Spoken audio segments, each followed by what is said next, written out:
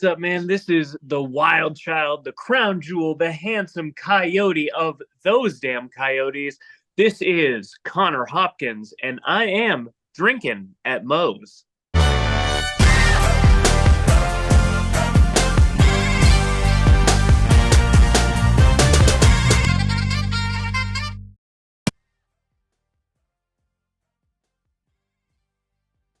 All right, everybody, taking time out before we get this show started. I want to thank Reaper Apparel for having Drinkin' Mo's be a brand ambassador for their clothing line. They got good stuff. They got t-shirts, they got hoodies, they got beanies, they got lots of great stuff, encouraging everybody to break out of their comfort zone, live their best self, and hey, it's something I try to live every day. Now, be sure when you go and you're filling out your order, use the code Drinkin' at Moe's, get 10% off, and the link and the code will both be in the description. Let's fucking go. All right, everybody, welcome Drinkin' at Moe's. Big Mo here. You know the drill by now. YouTube, like, subscribe, share, comment, all that good shit, because that YouTube algorithm is a pain in the ass. Where most places you can find audio podcasts too. Leave a review there. Today, I'm excited to have with me a guy I've seen live a handful of times here out Midwest, Connor Hopkins. How you doing? Hey, man, I'm doing great, Mo. It's good to be here. I'm excited to be on the show. Thank you for having me. Oh, very welcome. I'm excited to have you on. Like I said, I've been able to see you live a couple of times out here in Omaha for Magnum Wrestling. So that's been fun. It hadn't been a while, but before we go into more with them, thing I like to start off with, what got you started as a fan, and then what got you deciding to, make that leap into the business? Yeah, definitely. So I had started as a fan when I was probably 8 or 9 years old. A friend introduced me to wrestling, and I immediately took to, your Jeff Hardy, your Undertaker, kind of those top guys in that 08, 09 scene. And, then after a few years of fanship, kind of fell out of it a bit, but always kept in touch with it. And then a friend of mine, Florida man, actually, whom you might have seen at Magnum Wrestling, was training at a school near me and asked me if I wanted to, try and get in. And so I signed up and started training about a week after I graduated from high school. And, the rest, they say, is history. That's awesome, because, a lot of people now seem to be getting in relatively early, like some even before they're out of high school, like Billy Starks right now. I was lucky enough to have her on, and holy shit, the skyrocket she's on right now. Oh my God. Yeah. Good for Billy. Billy has been dedicated to this stuff for years at this point. Yeah. I was lucky enough to have her on. I reached out. It ended up being shortly before her junior year of high school ended. We waited until after the school year, got it done, and then I ended up running into her at Revolver. She was in a scramble match, so that was the first time I got to see her actually in person, so that was pretty sweet. Oh, yeah, that's sweet. Revolver's like a damn party every damn time you go over there.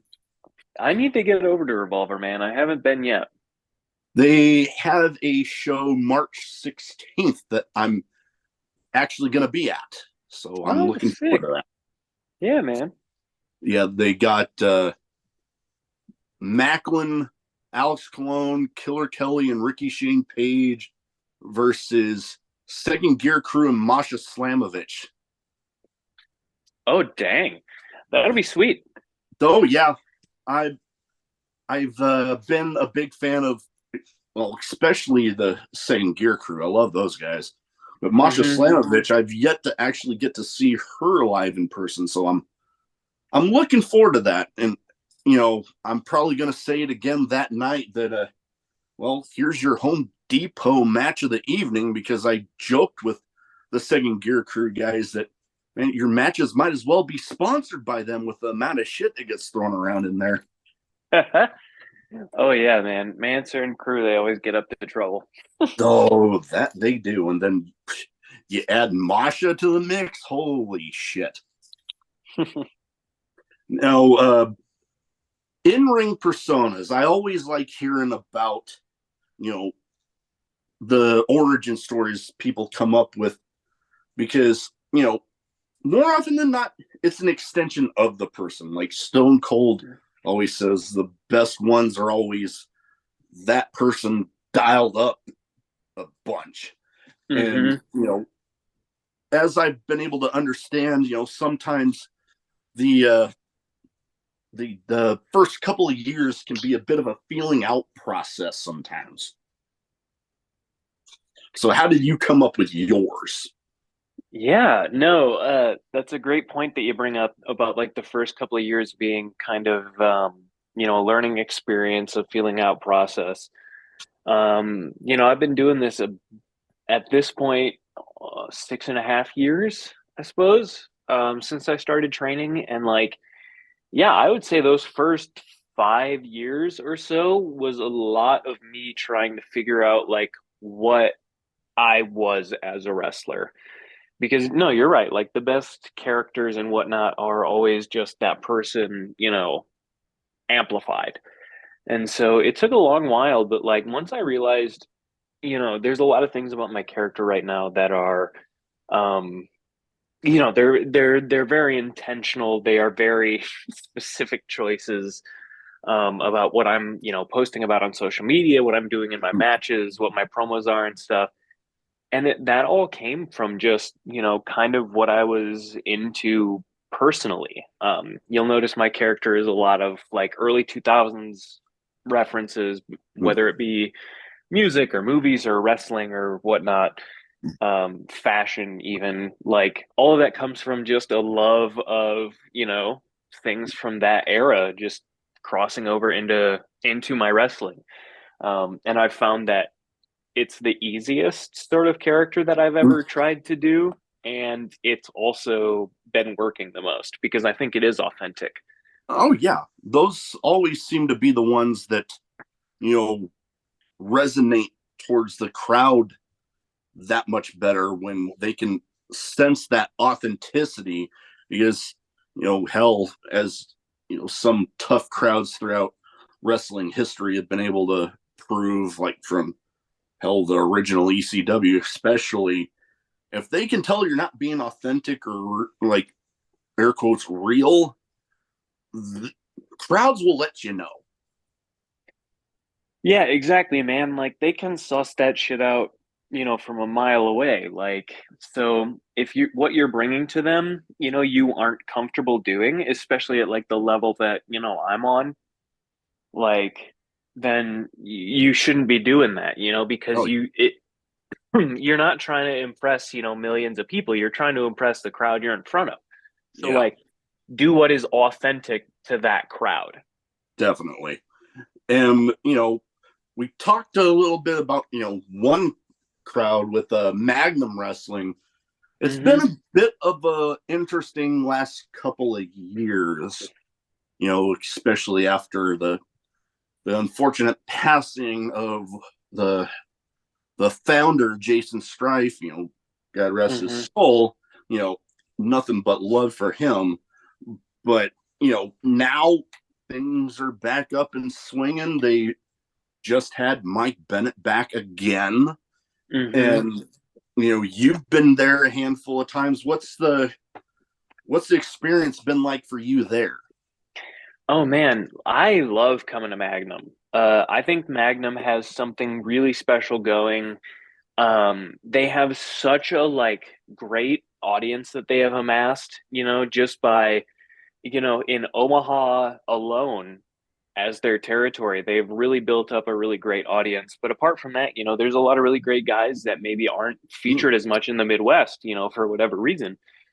And Magnum does a great job of bringing those guys to the spotlight. And, on top of that, like you talked about the big man, Jason Strife, like, his influences can be seen everywhere in that Oh yeah. promotion. And I feel honored to have been able to work for Magnum under Jason Strife. Like, so I got to wrestle with him at one point. And so I believe whenever I I get a was chance, there at one of those. yeah, yeah, man, like it was a really special moment for me. And so I don't know, being able to come back to Magnum and like, you know, do these things and think about the conversations I had with Jason Strife in that stocks and bonds building, uh, those are some really cool memories that, a sentimental guy like me really holds on to above anything else. So like Magnum is always going to have a really sentimental place in my heart, Oh yeah. no matter The- what. oh, same for me, really, because I didn't get my start watching independent wrestling until I was in the Navy in San Diego, and this was like early days of Magnum where they were doing the spot shows down in California. I was Hmm. at a handful of those, and Oh. one time, you know, here this was like a few years ago. They brought in Ricardo Rodriguez to Hmm. wrestle. I believe it might have been him. I can't. That part's escaping me, but they showed a video of the last time him and Strife faced each other. It was down there, and if you watched it carefully, and I watched the video, I can point myself out in the crowd. Like I recognize the shirt that I still have and the hat that I was wearing. I'm like, oh my, that I'm right there. Oh And that man, that's really cool. because that happened to be one of, well, the character that Ricardo was playing at the time, Chimera. He happened to have, I don't know if it was that show, but I was at the same show that was his last match before he went to WWE. Like Oh, really? I remember it specifically because he was under a mask. He went to the back and put his arm back out, had the mask, and dropped the mask. Oh, dang. All right. Yeah, it was Some Ricardo some. Rodriguez lore. Oh yeah, it was something pretty cool. And then, like I mentioned, that promotion was actually where I met Strife, and he told me about Magnum up here. So when I Hmm. got back, I looked them up, and then here I am, you know, Donnie Pepper Cricket, Brandon Juarez, however you want to refer to him. He was actually the best man at my wedding because he Oh, introduced me to wow. my wife. And the guy that runs the other promotion here in Omaha, PWP, it was at one of his shows. And we actually, my wife and I convinced him to get ordained, and he actually officiated it. That's incredible. So all of these chance meetings happening off of a chance meeting down there with him. Like Hmm. I actually went to the visitation after Strife passed, and I actually got to tell his parents that story. Oh, nice. So that was pretty cool that I got to share that with them because Yeah. to be honest, hell, even this podcast might not have happened if it weren't for that chance meeting down there with him. So I've always said I owe him a Yeah. lot. Yeah, dude. Like Jason Strife was the man. And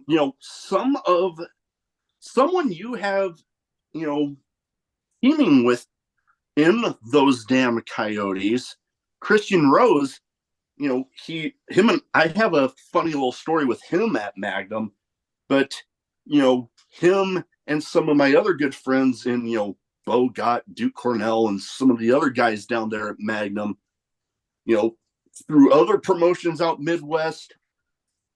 It's been fun, but my story with Christian Rose was one time in a match against Bogat. You know, Bogat, he'll get me involved little bits here and there, you know, especially if I'm front row. It was in a match against Christian Rose. He ends up throwing him on my lap and tells me to hold his arms back, and he just starts chopping them. And when when they're done, Christian looks back at me and is like, "You mother." Oh man. Fun stories from Magnum. Yeah. Good Lord, I got more than my fair share from there.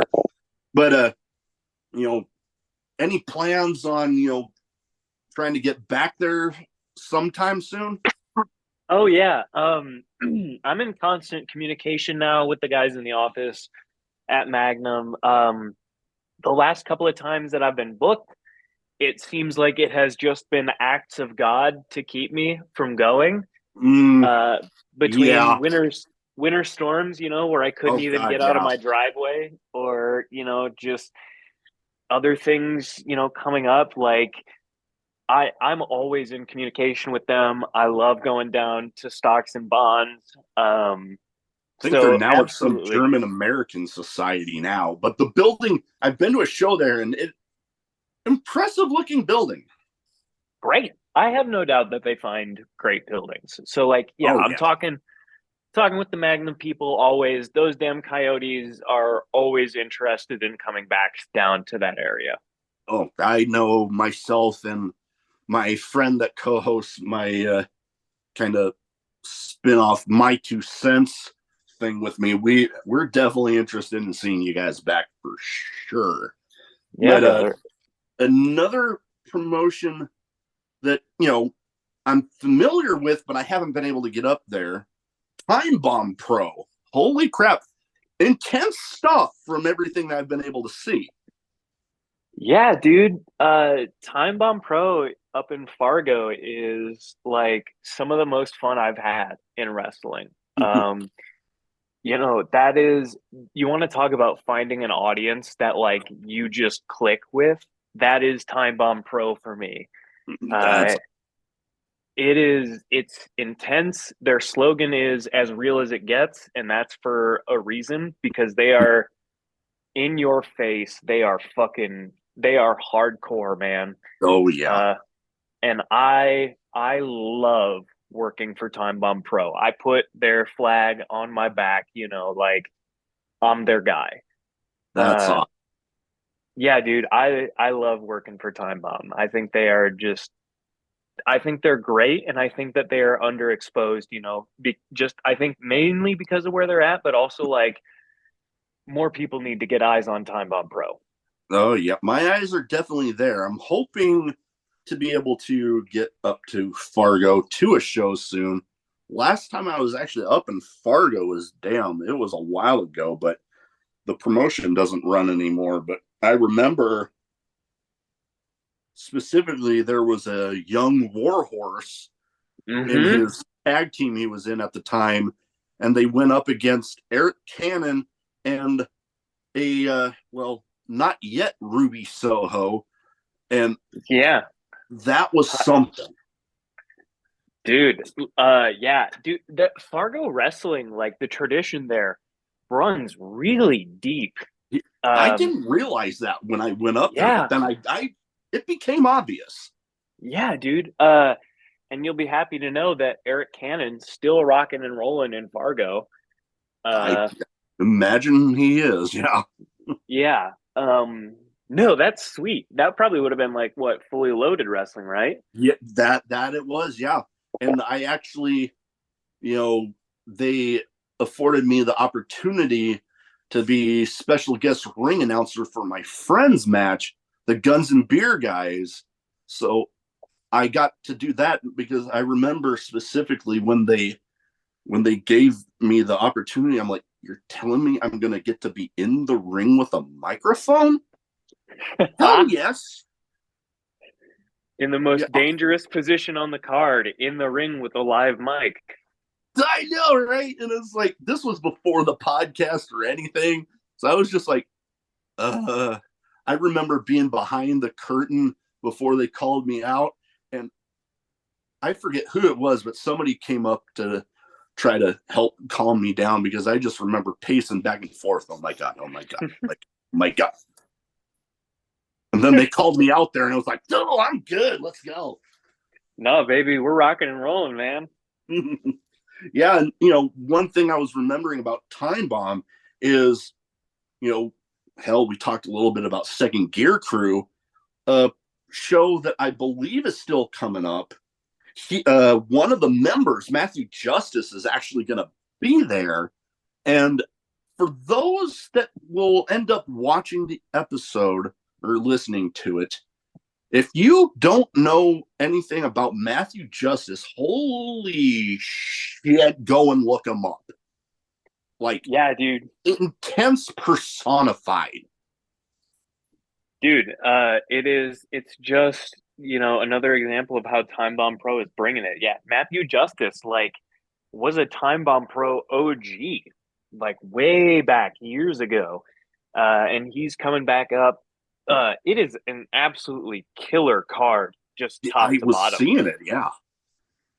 It's looking in like a pretty damn good card. I mean, I've only been able to catch a couple of them so far, but from what I've seen, yeah, making me wish I was able to be up there for it. Yeah, dude, it's gonna be really fun. A rare journey to Saturdays for Time Bomb Pro as well. They usually run on Mm. Thursdays, but this one happening on a Saturday a couple weeks from now. I was going to say, I thought it was still coming up.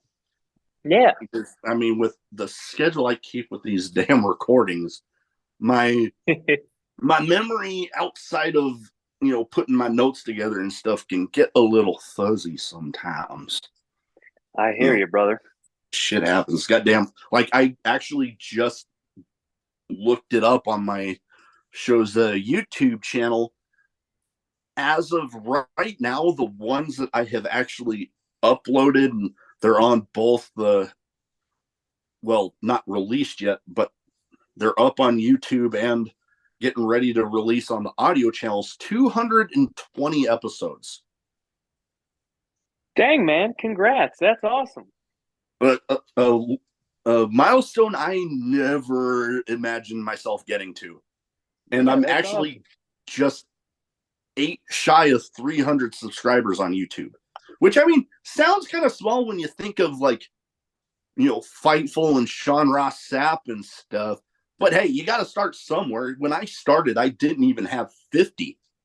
Yeah, exactly, man. We all start somewhere. It's all about like what audience you can build and, you know, like Oh yeah. being out there. It's all about eyes on you versus anything else. Oh, most definitely. And I've been lucky enough to have some pretty big names to, help me get started. Like, one that surprised a few people that I was able to get him, the former owner of Ring of Honor, Kerry Silken. Yeah, dude. Like I told you in the DMs when you asked me about this, I was like, you had me at Kerry Silken. I'm all in. Yeah. And, going back to Matthew Justice, because I had one memory of him, the one time that I've been able to see him so far before March 16th was actually at the last Revolver show I went to, and he was jumping off of a scaffold. Yeah, that sounds about right for Matthew Justice, I would suppose. Yeah, and then Macklin was like swinging half of a door at like all three of them. It was Once again, like, yeah, sounds accurate.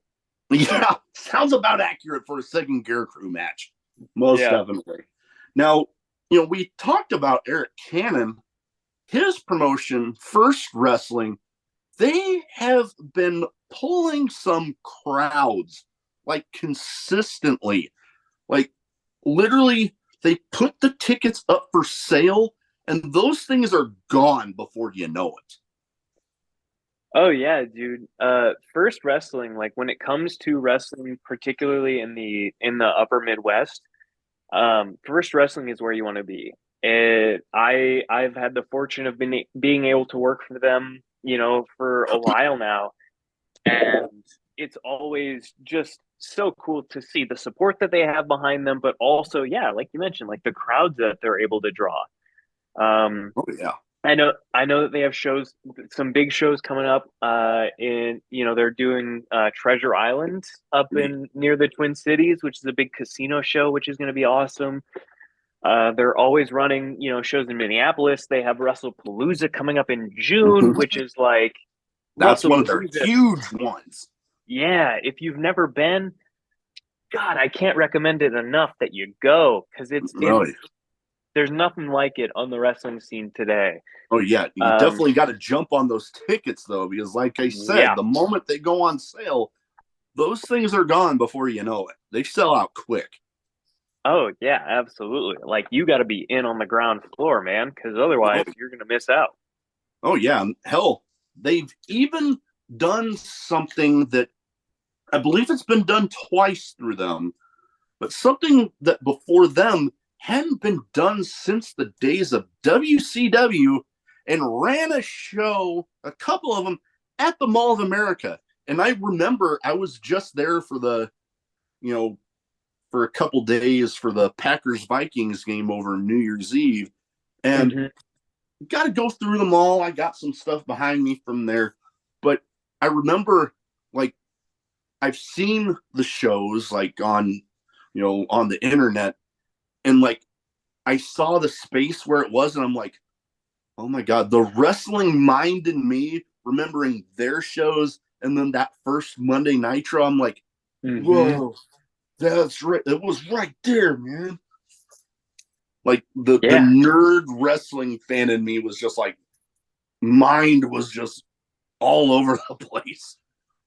it's like leave it to Eric Cannon to turn something as, honestly kind of niche as like the place where the first Nitro was held and turn it into like what it rightfully should be, which is like a mecca for pro wrestling.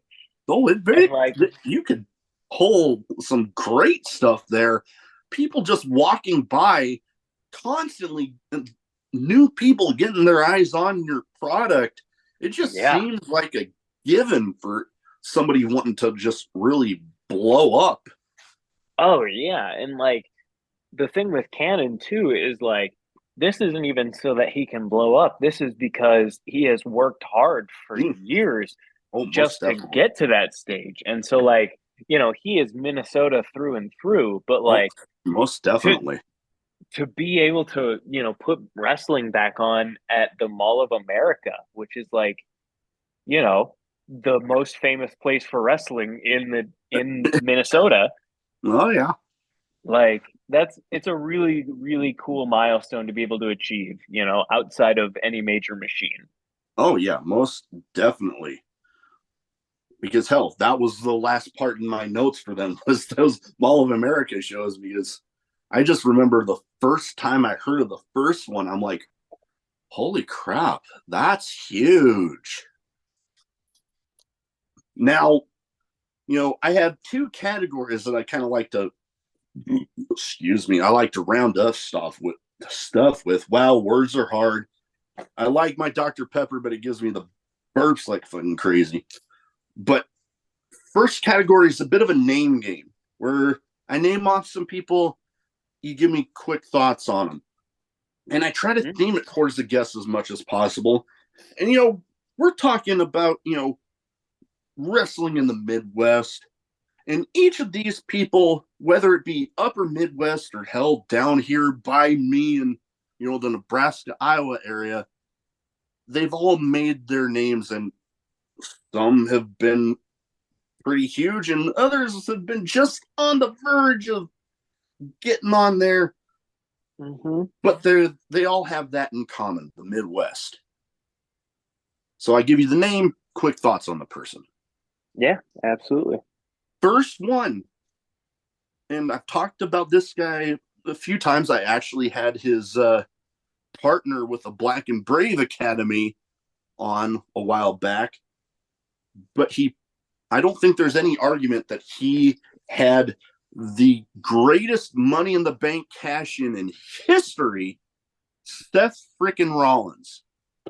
Yeah, dude. Seth Rollins is the man. He's so good. He represents Iowa so well. Um, I will say, in terms of Money in the Bank cash-ins, mine always goes to Punk when he cashed in on Jeff Hardy, just because I was a little kid when that happened, and it pissed me off so bad. But no, dude, Seth Rollins, he's the man. Understandable. But yeah, I just remember with the Rollins cash in, it was like, I don't know, but nobody really seemed to expect it. It was like the match was already going on. He wasn't involved. He had his match before. And then all of a sudden you see his music, you hear his music hit, and it's like, oh shit, this is happening.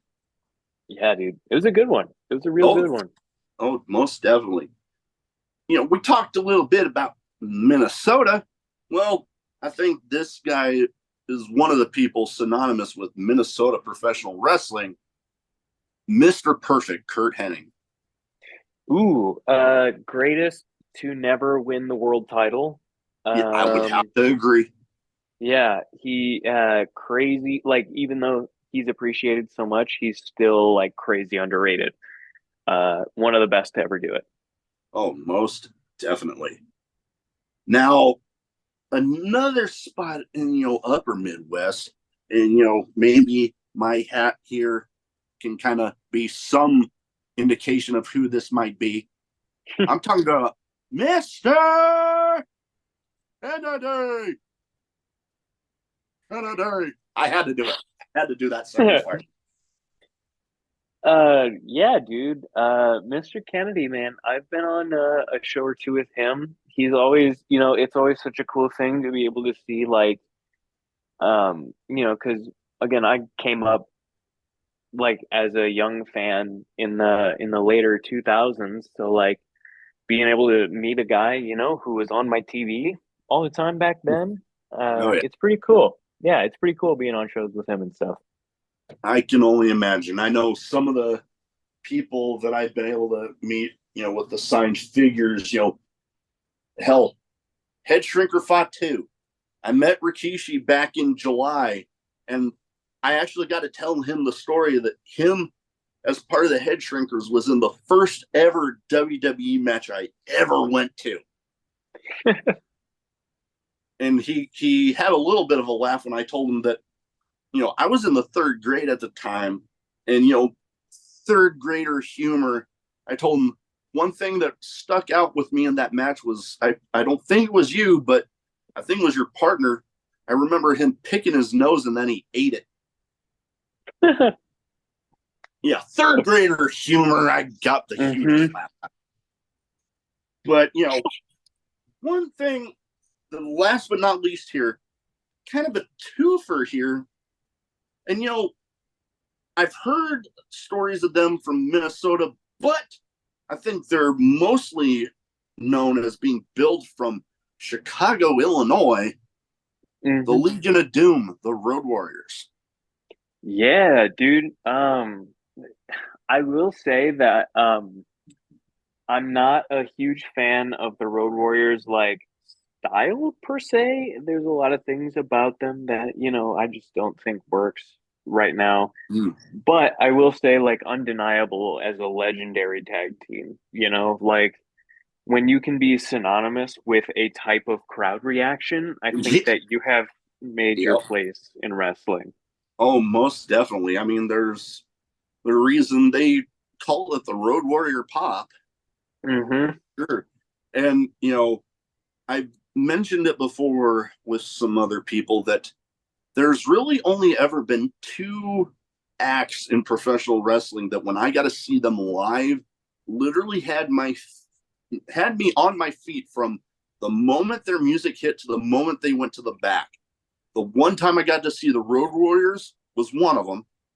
And the other was my personal all-time favorite, has his own section in my display over here, Stone Cold Steve Austin. Only Yeah. two acts to ever have me literally on my feet the entire time they were out there.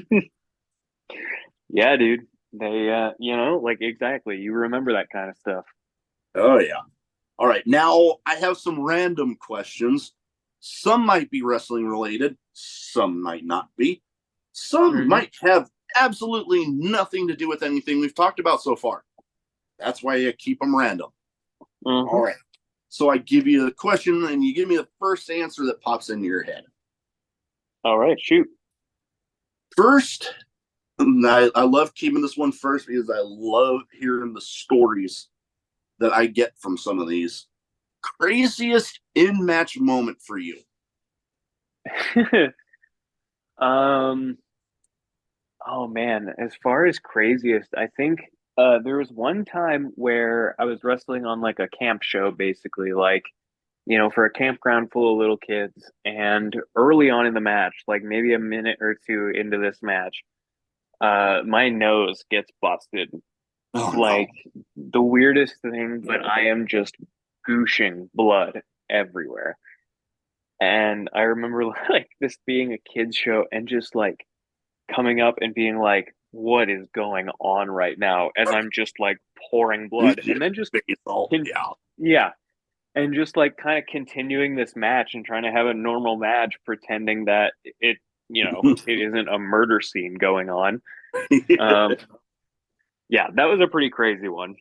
I can imagine I love hearing the stories behind stuff like that because I mean hell I've heard everything from for the lack of a better way to put it, literally shitting themselves to going through a wall to crowds chasing them around a building, like all sorts of stuff. And then I've seen my own fair share of crazy moments from my first ever legit death match that I ever witnessed to being thankful that I wore closed-toed shoes to a no-ring death match show because I ended up getting a piece of like that metal connector end flying off and hitting me in the foot from a light tube to seeing Donnie Pepper Cricket, my friend, being in a Magnum's version of Money in the Bank, and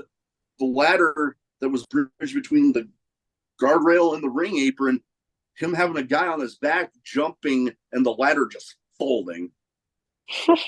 Like I've been able to see some crazy shit. So Oh I yeah, love man. I love hearing the stories. Yeah, Now dude. I can I can only imagine professional wrestling, whether independent or national TV. There's lots of traveling up and down the roads. Sometimes those drives can be more boring than others. But one way people get through those is playlists of different music. What would you say is like a song or two that you love having in a road trip playlist? Ooh, that is a good question because it changes all the time. I bet it can. Yeah. I would say right now, like a couple of songs that I've gotten my like must-haves for travel. Um, Definitely like um uh honestly like anything off of the Linkin Park and Jay-Z like collab Oh God! album. Oh, the greatest crossover album. I love Yeah. that. It's either something off of that or it's like Radio by Alkaline Trio. Okay. I've been super into Alkaline Trio lately.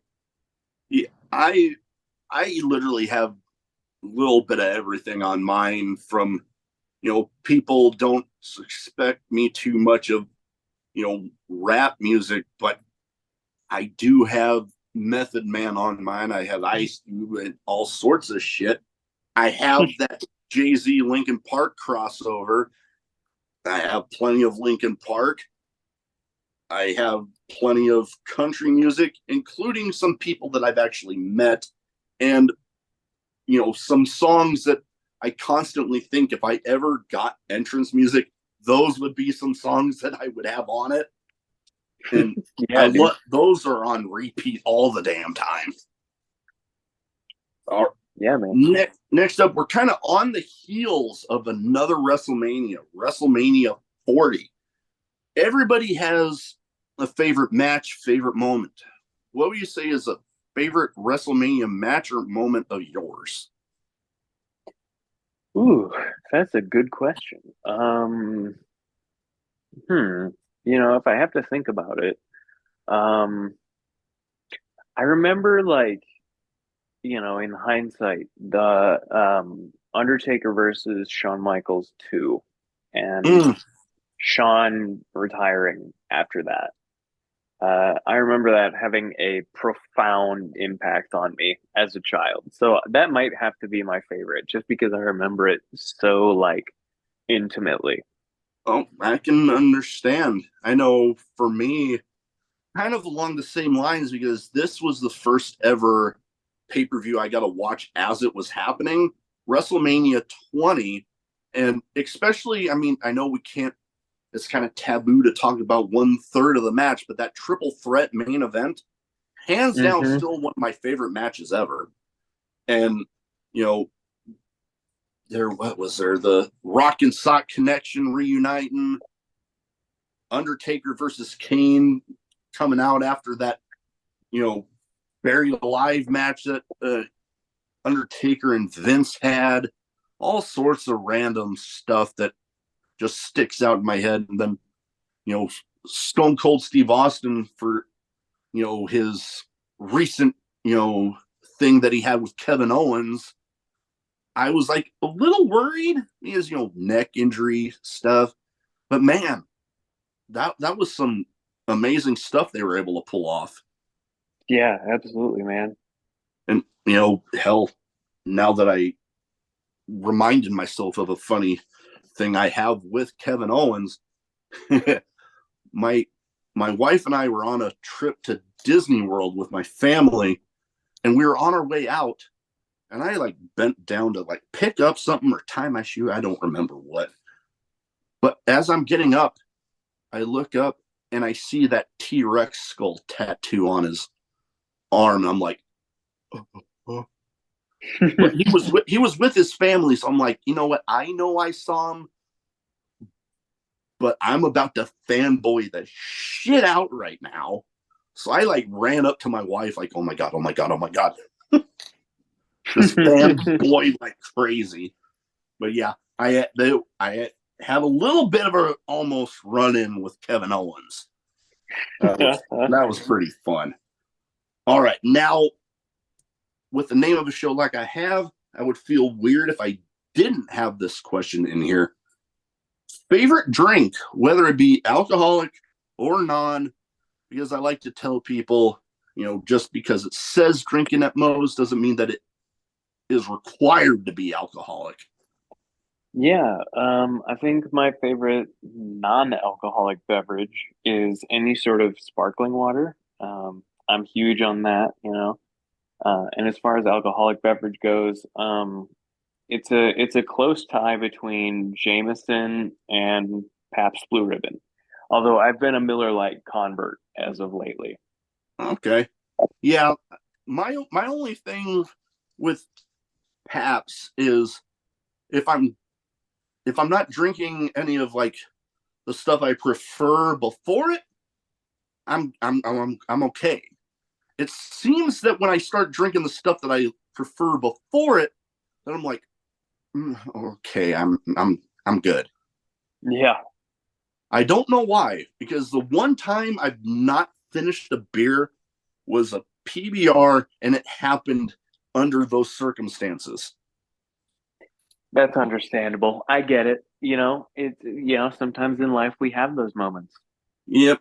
But then, for me, I'm a bit of a Dr. Pepper fiend, like I mentioned. And Mm. then I wish they sold this closer to me because the closest they have it is in Kansas City. But I'd have to say this is probably my favorite. Oh, that's good stuff. The Broken Skull Lager. It's good stuff. Oh, yeah. Like, I tried it. And I'm like, yeah, oh, shit. There we go. Yep. But yeah, I tried it. I'm like, oh my God, yep. I knew he would know to put his name behind a good beer, and yep, he did not disappoint. Yeah, you sure didn't. All right. Last but not least here, best advice you have for anybody wanting to get into wrestling? Yeah, dude. Another good question. I think like the most important advice I can give to anyone starting to come up, ooh, shoot, There we starting to go. come up, starting to come up in wrestling is that um, just be cool. Like don't say too much. Just hang out. Like get to know your coworkers. Just relax and don't be over the top and like be cool. And you would be surprised at how far it can take you. Like wrestling is a very social business, we got to get to know one another. And so, yeah, like if you take the time to just relax and do that, wrestling becomes so much easier. So, yeah, just be cool. I can understand that because the thing that comes up a lot in some of my episodes is you know eyes and ears open, mouth shut. But not to say that if you have questions, don't ask them, but just know to not treat it like you already know everything Exactly. Yeah. because there. It's the other thing that always comes up is wrestling is always an evolving and changing process. You're always learning new stuff. You're always improving. You're getting to sit under the learning trees of different people that have had all sorts of experience. So there's never a point where you know absolutely everything. Yeah, exactly. All right. Well, before we go, where can people find you social media wise so if they don't already have their eyes on you, they can go ahead and get them there? Yeah, absolutely. You can find me on Twitter and Instagram at Connor Hopkins 98. You can check me out by looking up promotions like Dreamwave Wrestling, Mm, Timebomb Pro Wrestling, and a litany of others. Higher Ground Pro Wrestling, Battleground, mm. First Wrestling, yada da da da da. St. Louis Anarchy, what have you. I'm everywhere. I'm trying to be everywhere. So yeah, just come and find me, Connor Hopkins Pro Wrestling. I also have a Teespring store, chmerch.com, those damn coyotes.com. Yeah, tons of Oh ways yeah. people can get eyes. Oh yeah. We'll go ahead and get all that in the description. Much like you, yeah, I try to be a little bit of everywhere because I started off interviewing my friends here, a lot of them that you have experience with, especially here in Omaha. And then I just got, I'm going to run out of people to talk to. And then I just started reaching out everywhere. And then look at me now, 200 plus episodes. And I Yeah, was going to bring up Dreamwave because yeah, they're doing huge things right now. So definitely check them out and all the other promotions that you'd mentioned because yeah, they're a lot of them doing pretty damn big things for sure. hmm All right. Well, that is about all I have. Thank you for taking the time to talk to me tonight. And best of luck out there with a lot of those upcoming shows because, hell, we're in WrestleMania season. There's going to be a lot of stuff going on. Yes, sir. There absolutely is.